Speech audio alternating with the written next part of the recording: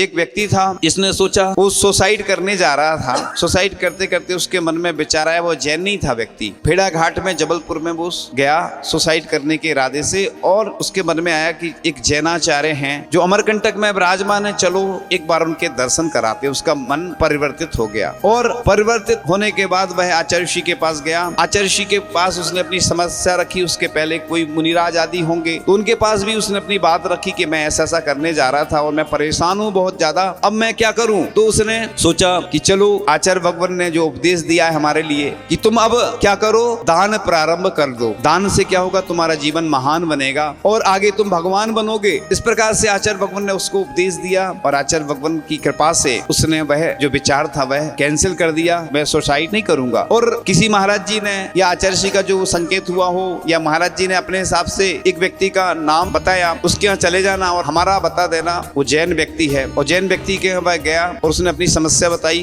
वह वस्त्र आदि का व्यापार करता था, रेडीमेड आदि का, और उसने उस व्यक्ति को रख लिया। अब जिस व्यक्ति के यहाँ वह गया वह जैन था और उसका व्यापार उतना अच्छा चल नहीं रहा था, और जैसे ही ये व्यक्ति आया तो उसका व्यापार कई गुना बढ़ गया। देखो किस्मत व्यक्ति को कहां से कहां ले जाती है, और आचार्य ऋषि का आशीर्वाद कैसे फलीभूत होता है, ये इस दृष्टांत के द्वारा समझ सकते हैं। और उसने जैसे ही उसके यहाँ काम करना शुरू किया, उसका व्यापार भी अच्छा चलने लगा और इस व्यक्ति का भी आजीविका का साधन मिल गया। और फिर धीरे धीरे दोनों, जिसके यहाँ वह काम कर रहा था दुकानदार भी बहुत आगे बढ़ता गया और इस व्यक्ति की भी आजीविका चलती गई और अच्छा बन गया। फिर उसने आचार्य ऋषि के प्रति और समर्पित हो गया। पहले तो उसकी आस्था श्रद्धा थी, उसकी जान भी बच गई आत्महत्या करने से। जो आत्महत्या करने जा रहा था उसका विचार भी कैंसिल हो गया, और उसके साथ साथ आचार्य ऋषि के आशीर्वाद से आज वह बहुत ऊंचाइयों पर है। देखो आचार्य ऋषि के निमित्त से कितने लोगों की ऐसी जान बची हो, कितने लोगों ने अपने आप को ऊंचा उठाया है। पहले के लोग मंदिर तो बनवाते थे, लेकिन कैसे बनवाते थे अपन को नहीं मालूम। लेकिन आज स्थिति ये है कि देखो जगह जगह कितने अच्छे अच्छे सुंदर सुंदर मंदिर बन रहे हैं, और मंदिर के साथ साथ सुंदर सुंदर वेदी प्रतिमाएं विराजमान हो रही हैं। सब आचार्य भगवान की ही कृपा है। पहले के लोग कंजूसी से दान देते थे, निकालते नहीं थे, व्यसनों में अन्य चीजों में खर्च तो करते थे, उतना नहीं दे पाते थे। लेकिन अब लोगों को दान की महिमा समझ में आई कि इस दान के द्वारा ही हम महान बन सकते हैं।